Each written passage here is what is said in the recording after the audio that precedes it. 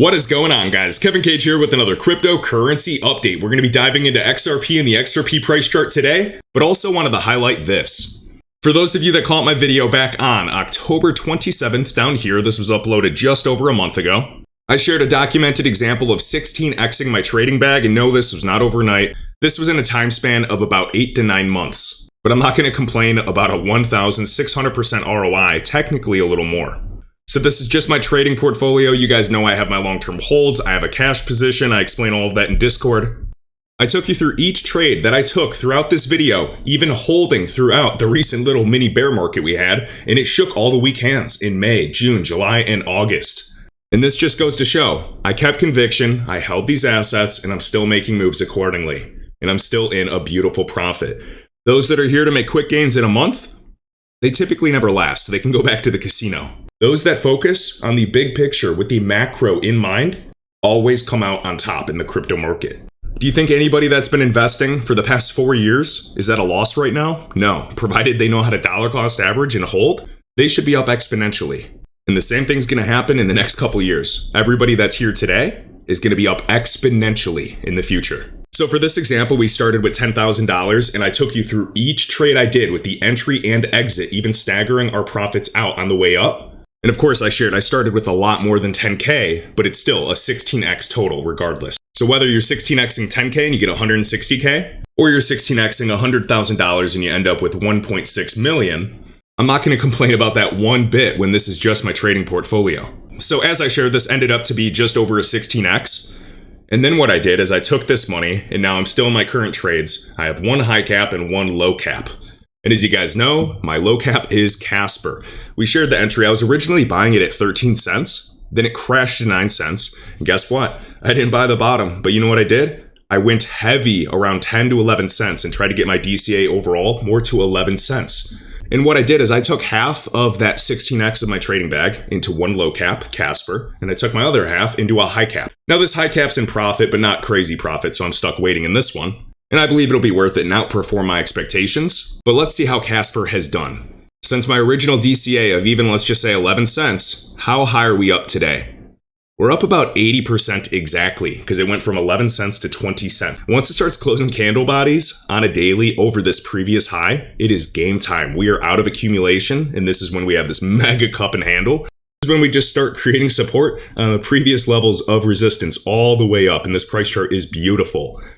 Now, if you want to be conservative, I'd still be looking at the 4.236 Fibonacci extension for Casper. This is a Casper price chart shared by my buddy Barry Bullish, and of course, thank you for the tag.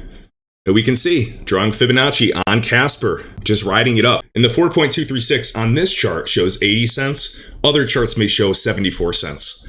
Either way, that's an ROI, and that's the name of the game. So my secret, I buy things, I hold them for a really long time, and then I sell as they reach my targets. I'm still holding QNT, and I know it's down from 400 bucks plus, but I was buying it. My first buy was at $5, then I did some other buys. But overall, I was snagging the bulk of it under $10. Do you think I care that it's down when overall year to date it is up thousands of percent? No, not at all. So either way, I'd actually be using these targets, whether it's the 1618, whether it's the 2618. I'd look at that next zone around the 4.236. And we're seeing other assets. If they replicate it, it'll go above and beyond this target. But long term, of course, I believe Casper far exceeds these prices. But you have to consider diluted market cap and the circulating supply today and the token release schedule. But I actually like it because now it's linear. So they're not going to be dumping on the market like they were previously when the token was launched all the way back here. And of course, that reached $1.30. Some candle bodies show $4. You had some wicks at $60 plus. And if you guys noticed, on Casper.live on their Explorer, you can see Alliance Block has an active validator. Can somebody say partnership? And full credit for this goes to the Alliance Block Bull, ALBT Bull, and also King Solomon. Thank you for the tag. So awesome stuff.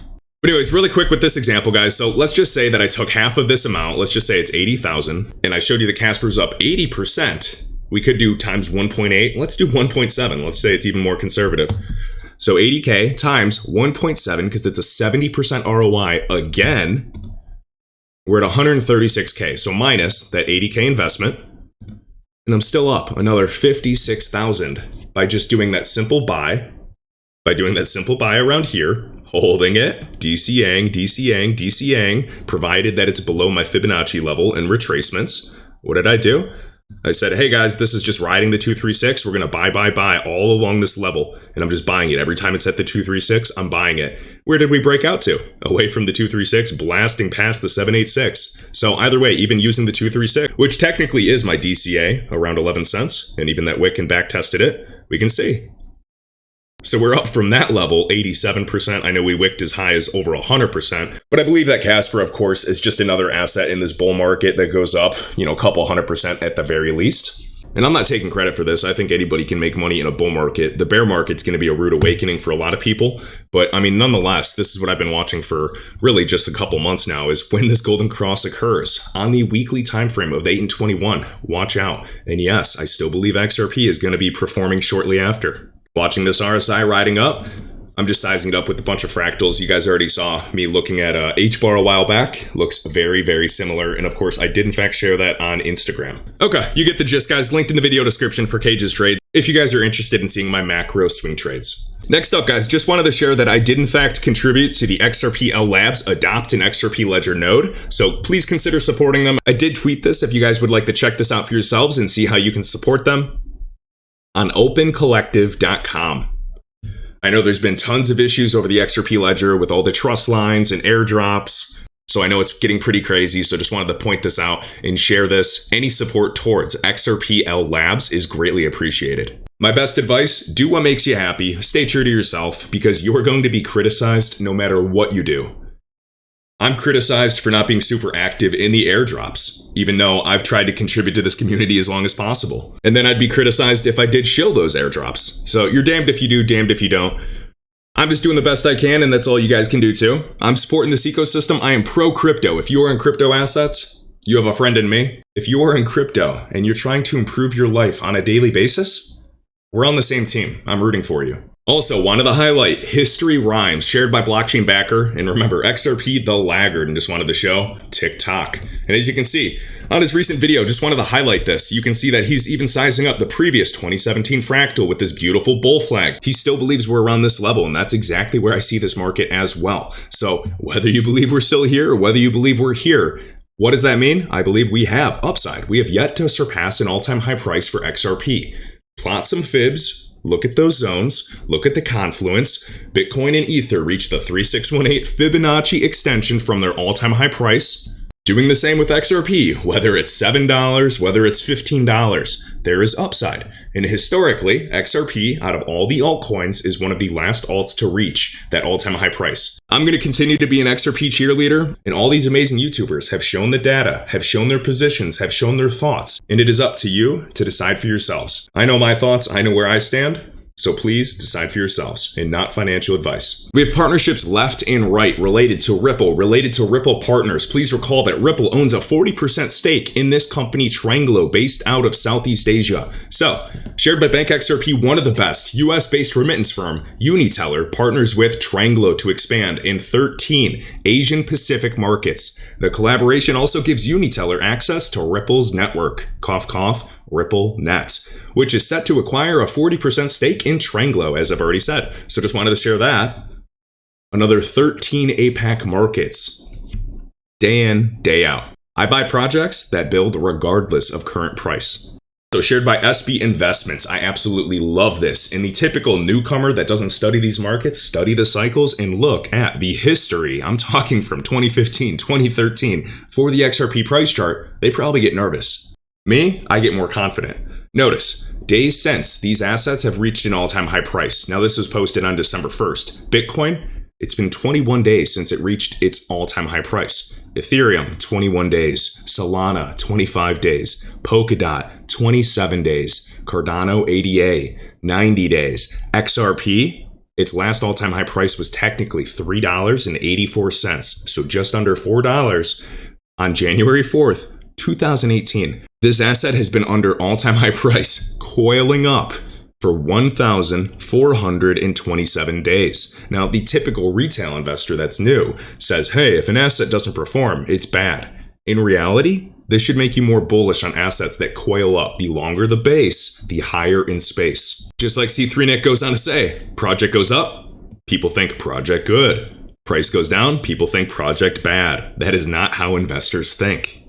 X_Anderson, XRP will be the Amazon of liquidity. Remember, Brad Garlinghouse said they will be the Amazon of payments in the future. They started off with what, an $8 to $10 billion valuation, and that was a couple years ago? Where do you think the company Ripple is today? Why do you think the SEC decided to sue them right before the beginning of this bull run? Financial and political reasons. Now, international payments, cross-border payments, are the books.